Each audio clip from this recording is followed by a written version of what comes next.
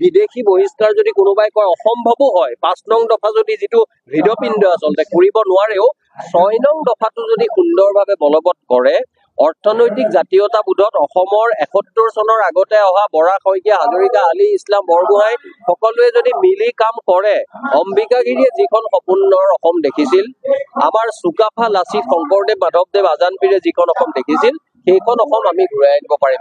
মই আচলতে দীৰ্ঘদিন ধৰি কৈ আহিছো, চাওক, আমি 4টা দশক চকুৰ আগত দেখিলো অসম আন্দোলনত আমিও যোগদান কৰিছিলো, অসম আন্দোলনৰ কাৰণে শিক্ষাবৰ্ষ হেৰুৱাইছিলো। তথাপিও কওঁ, সেই শিক্ষাবৰ্ষ হেৰুৱালো যদিও কেতিয়াও হেৰুৱা বুলি ভাবা নাই, মই বহু কথা জীৱনত শিকা বুলি ভাবিলো।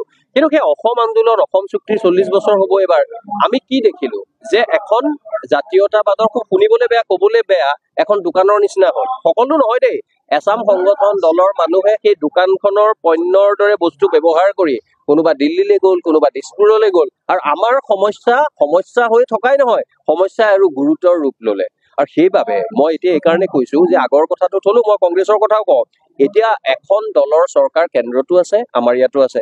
সেইখন দলৰ মুৰব্বীয়ে আমাৰ চুবুৰীয়া ৰাষ্ট্ৰত আহি কৈছিলে, কি কৈছিলে, যে আমি আহিলে তালি টোপোলা বান্ধিব লাগিব। গৃহমন্ত্ৰীয়ে কৈছিল কা আন্দোলনৰ সময়ত যে আমি 6 নং দফাত দাড়ি কমা এটা নকটাকে বলবৎ কৰিম।